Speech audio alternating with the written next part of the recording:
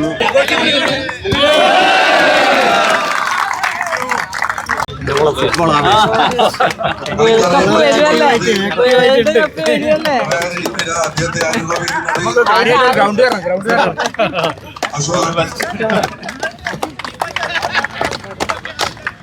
ആരവം തുടങ്ങാൻ പോവുകയാണ്. അപ്പോൾ അതിന് മുന്നോടിയായിട്ടുള്ള ഒരു സൗഹാർദ്ദ മത്സരമാണ് ഇവിടെ നടക്കുന്നത്. കണ്ണൂരുകാർക്ക് പ്രത്യേകിച്ച് ഫുട്ബോൾ എന്ന് പറഞ്ഞ ഒരു ഹരമാണ്. ആ ഹരത്തിൻ്റെ ഒരു ഭാഗമായിട്ട് നടത്തുന്ന ഒരു സൗഹൃദ മത്സരം എന്തായാലും കണ്ണൂരുകാരെ സന്തോഷത്തോടുകൂടി വരവേൽക്കുകയാണ്. ഇത്രയും പ്രതീക്ഷയില്ല വന്നപ്പോൾ, എല്ലാം കണ്ടപ്പോഴാണ് വലിയൊരു ഫുട്ബോൾ അത്രത്തോളം ഇഷ്ടപ്പെടുന്ന നാട്ടുകാരാണ് അറിയുന്നത്. ഒരുപാട് ഉണ്ട്, എല്ലാം കൊണ്ടും സ്പോർട്സ് പരമായിട്ടുള്ളെല്ലാം വലിയൊരു മുൻപന്തിയിൽ നിൽക്കുന്നൊരു ഡിസ്ട്രിക്റ്റാണ് കണ്ണൂർ. ഒരുപാട് പഴയ പ്ലെയേഴ്സും പുതിയവരും ഒരുപാടുണ്ട്. പുതിയ ക്യാമ്പുകൾ നടക്കുന്നുണ്ട്. കുട്ടികളുടെ ചെറിയ കുട്ടികൾക്കായിക്കോട്ടെ, മുതിർന്നവർക്കായിക്കോട്ടെ, എല്ലാവർക്കും കോളേജ് ലെവലായിക്കോട്ടെ, സ്കൂൾ ലെവലായിക്കോട്ടെ, എല്ലാവരും പല രീതിയിലുള്ള ക്യാമ്പുകൾ നടക്കുന്നുണ്ട്. അതൊക്കെ കണ്ടുമ്പോൾ നമുക്ക് തന്നെ സന്തോഷം തോന്നി. നമ്മളും ഈ ഒരു ഇങ്ങനെ ഒരു കാലഘട്ടം കഴിഞ്ഞ് വന്നതാണ്. എന്താണ് വലിയൊരു സന്തോഷം. വളരെ ചെറിയ ചെറുപ്പക്കാരനെ പോലെ തോന്നുന്നു, പക്ഷേ ഒളിമ്പിയാണെന്ന് ആർക്കും അറിയില്ല. പങ്കെടുത്ത ഒളിമ്പിക്സിനെ കുറിച്ച് ഞാൻ 2016 റിയോ ഒളിമ്പിക്സ് പാർട്ടിസിപ്പേറ്റ് ചെയ്ത ആളാണ്. 4x400 metre റിലേയിൽ. എന്തായാലും ഒരുപാട് ഇഷ്ടമാണ് ഫുട്ബോൾ. അതുകൊണ്ടാണ് നമ്മൾ ടീമിനെ കണ്ടെത്തിയും ഫുട്ബോൾ പരമായിട്ടുള്ള ബന്ധപ്പെട്ട ആളുകളോട് ബന്ധപ്പെട്ടു. ഇങ്ങനെ കളിക്കാൻ താല്പര്യമുണ്ട്. അങ്ങനെ രീതിയിൽ എല്ലാവരും കൂടെ പഴയ സീനിയേഴ്സ് പ്ലേയേഴ്സിനെ കാണാൻ പറ്റി. അതിന് വലിയൊരു സന്തോഷമുണ്ട്. അതുപോലെ തന്നെ ഒളിമ്പിക്സ് എന്നത് വലിയൊരു കായികമേളയാണ്. അതിൽ പങ്കെടുത്ത അനുഭവങ്ങൾ ഓർമ്മിക്കുമ്പോൾ നമ്മൾ ഉദ്ദേശിക്കുന്ന പോലെ ഒളിമ്പിക്സ് കുറച്ച് എളുപ്പമല്ല. കാര്യങ്ങളൊക്കെ ഒരുപാട് ടഫാണ്. ഇവൻ്റൊക്കെ ഏതാണെങ്കിലും ഏത് ഇവൻ്റ് ആണെങ്കിലും അതിനെ തയ്യാറെടുപ്പിലാണ് ഇമ്പോർട്ടൻ്റ്. നമ്മൾ കാണുന്ന പോലെയല്ല, പ്രാക്ടിക്കലായിട്ട് ചിന്തിക്കാൻ ഒരുപാടുണ്ട്. കാണുമ്പോൾ നമുക്ക് പറയാനും കാണാനും ഭയങ്കര ഒരു ഈസി ആവും. പക്ഷെ അതുപോലെയല്ല, നമ്മൾ അതിലോട്ട് എത്തിപ്പെടാനുള്ള ബുദ്ധിമുട്ടുകൾ ഒരുപാടുണ്ട്. കണ്ണൂരിൽ പ്രധാനപ്പെട്ട ഒരു സ്പോർട്സ് ഓഫീസർ എന്തായാലും ഇവിടെ കണ്ണൂർ ഞാനിപ്പോൾ ഇത്രയും നാളും ആർമിയിൽ സ്പോർട്സ് ആർമിയിലായിരുന്നു ഇത്രയും നാളും. 2026 മാർച്ചിലാണ് ഇപ്പോൾ അവിടുന്ന് പെൻഷൻ ഔട്ടായത്. 15 കൊല്ലം സർവീസിന് ശേഷം. അതിനിടയിൽ ഒരുപാട് ഇൻ്റർനാഷണൽ മത്സരങ്ങളും നാഷണലിൽ ഒരുപാട് മെഡലുകളവർക്കും നേടാൻ പറ്റിയിട്ടുണ്ട്. അതിനുശേഷം 2026 ശേഷം നമ്മൾ കേരള സ്റ്റേറ്റ് ഗവൺമെൻറ് നമ്മൾ അസിസ്റ്റൻറ്റ് സ്പോർട്സ് ഓർഗനൈസേഷൻ പുതിയൊരു തസ്തിക അപ്പോയിൻമെൻറ്റ് ചെയ്തു. അതിൽ 2026 ഏപ്രിൽ മാസം കണ്ണൂരാണ് എനിക്ക് പോസ്റ്റിംഗ് കിട്ടിയത്. ഇവിടെ വന്ന് ജോയിൻ ചെയ്തു.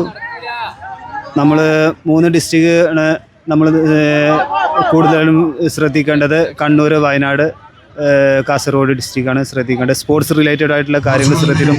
ഓൾ സ്പോർട്സാണ് നോക്കേണ്ടത്. അപ്പോൾ DD അസിസ്റ്റൻറ്റ് സ്പോർട്സ് ഓർഗനൈസർ വിദ്യാഭ്യാസ വകുപ്പിലാണ് ജോലി ചെയ്യുന്നത്. എന്താണേലും ഇങ്ങനൊരു വേൾഡ് കപ്പ് എടുത്ത് ഇങ്ങനൊരു ഫുട്ബോൾ മാമാങ്കം ഒരുക്കിയ എല്ലാവർക്കും എൻ്റെ ഒരു പ്രത്യേക തരത്തിലും നന്ദി അറിയിക്കുന്നു. അതുപോലെ ഇവിടെ കളിക്കാനുള്ള ഒരു സാഹചര്യം തന്ന മറ്റുള്ള എല്ലാവരുടെ അടുത്തും, പേരെടുത്ത് പറയുന്നില്ല, എല്ലാവരുടെ അടുത്തും നന്ദി അറിയിക്കുന്നു. Thank you. അതുപോലെ മറ്റൊരു കാര്യം ചോദിക്കട്ടെ, ഇപ്രാവശ്യത്തെ കളി 3 രാജ്യങ്ങളിലാണ്. അതായത് മെക്സിക്കോ, USA, പിന്നെ എനിക്ക് വന്ന് ടൊറാൻഡോ, അതായത് വാൻകൂവർ. അപ്പോൾ ഈ കഴിഞ്ഞ കളിയിലൊക്കെ ഒറ്റ രാജ്യങ്ങളായിരിക്കും. അത് നമുക്ക് പല സ്ഥലത്തും പല പല സാഹചര്യങ്ങളും ചിലപ്പോൾ അത്രത്തോളം സിറ്റുവേഷൻ ആവില്ല. അവിടുത്തെ പല കൺട്രികളിലും സാഹചര്യങ്ങളും വ്യത്യാസം ഉണ്ടാവും.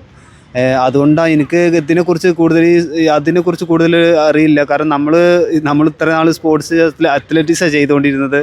അപ്പോൾ നമ്മൾ എവിടെ പോയാലും നമുക്ക് ആ ഒരു സ്റ്റേഡിയം ആ ഒരു കൺട്രിയിൽ മാത്രമാണ് ഒതുങ്ങി കൂടുന്ന പ്രോഗ്രാമാണ് നമ്മളുടെ പ്രോഗ്രാം അത്ലറ്റിക്സ് ആകുമ്പോൾ. ഫുട്ബോൾ ഇപ്രാവശ്യത്തിൽ ഇങ്ങനെ ഒരു 3 കൺട്രി വന്നതുകൊണ്ട് ഇനിയിപ്പോൾ അതിനെക്കുറിച്ച് കൂടുതലായിട്ട് എനിക്ക് അറിയുന്നില്ല. അപ്പോൾ കഴിഞ്ഞ പ്രാവശ്യം അർജന്റീന പരിശ്രമിച്ച് നേടി. ഇപ്രാവശ്യം ചാൻസ് ഉള്ളത് ഫ്രാൻസിന് ചാൻസ് ഉണ്ട്. അതുപോലെ മൊറോക്കോക്ക് 10 ചാൻസ് ഉണ്ട്.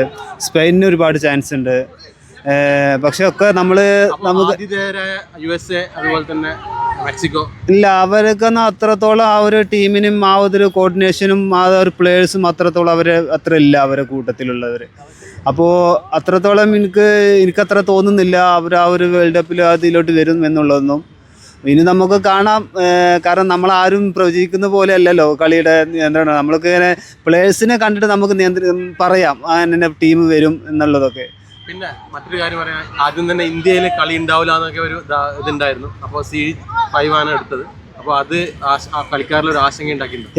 എന്ത് കളി? അതായത് നമ്മളെ സംപ്രേഷണം ഇന്ത്യയിൽ അത് എന്താണേലും നമ്മളുടെ ഇന്ത്യൻ ഫുട്ബോൾ ഫെഡറേഷനും അവരൊക്കെ മുൻകൈ എടുത്ത് നമുക്ക് ചെയ്യാവുന്ന. കാരണം നമ്മൾ ഇന്ത്യയിലാണ് ഒരുപാട് ചാനലുകളുണ്ട്, എല്ലാം നമുക്ക് ചെയ്യാവുന്ന കാര്യമുള്ളൂ. പക്ഷേ ഇതൊക്കെ നമ്മൾ പുറമേയുള്ള ആളുകളുടെ ഒരു തെറ്റിദ്ധാരണയാണ്. നമുക്ക് ചെയ്യാവുന്ന കാര്യം ഉണ്ടായിരുന്നത്. കാരണം ഒരുപാട് വേൾഡ് ലെവല് നമ്മൾ ന്യൂസ് ചാനലുകൾ നമ്മൾ ഇന്ത്യയിൽ പ്രവർത്തിക്കുന്നുണ്ട്.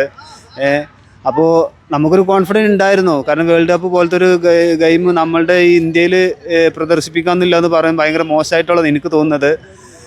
കാരണം നമ്മൾ അത്രത്തോളം ഇഷ്ടപ്പെടുന്ന ഒരുപാട് കായിക പ്രേമികളും കായിക താരങ്ങളും നമ്മൾ ഇന്ത്യയിലുണ്ട്. ഫുട്ബോളിലായിക്കോട്ടെ, നമ്മൾ ആ ഫുട്ബോളിന് അത്ര ലെവൽ എത്തുന്നില്ലെങ്കിലും ഒരുപാട് താരങ്ങളെ, ഒരുപാട് കൺട്രീനെ സ്നേഹിക്കുന്ന ഒരുപാട് കാണികളും എല്ലാവരും നമ്മുടെ നാട്ടിലുണ്ട്. അപ്പോൾ പിന്നെ ഏറ്റവും സന്തോഷം ഈ ഒരു സ്പോർട്സ് ഈ നിയന്ത്രണം ഏറ്റെടുത്തതിനും ആളുകൾക്ക്, ജനങ്ങൾക്ക് എത്തിക്കാൻ പറ്റുന്ന രീതിയിൽ സൗകര്യം ഒരുക്കുന്നതിന് വലിയൊരു സന്തോഷം. പിന്നെ പ്രത്യേകിച്ച് നമ്മളെ ഇഷ്ടപ്പെട്ട ടീം ബ്രസീലാണ്. നമുക്കും പ്രതീക്ഷയുണ്ട് പ്രാവശ്യത്തെ വേൾഡ് കപ്പ് നമുക്ക് നേടാൻ പറ്റും എന്നുള്ളത്. നന്നായിട്ട് പരിശ്രമിച്ച് കഴിഞ്ഞാൽ നമുക്ക് ചെയ്യാൻ പറ്റും. കാരണം നമ്മളുടെ പ്ലേയേഴ്സൊക്കെ പല ലീഗിലും കളിച്ച് അവിടുന്നൊക്കെ ഒരുപാട് പെർഫോമൻസും ഹൈ ലെവൽ പെർഫോമൻസ് ചെയ്ത് വന്നവരാണ്. അപ്പോൾ എന്താണേലും ആ ഒരു പെർഫോമൻസ് നമ്മൾ വേൾഡ് കപ്പിലും കാണിക്കാൻ പറ്റുമായിരുന്നെങ്കിൽ നമുക്ക് ഇപ്രാവശ്യത്തെ വേൾഡ് കപ്പ് ബ്രസീലിൽ പ്രതീക്ഷിക്കാം എന്നുള്ളത് പറയാനുള്ളൂ.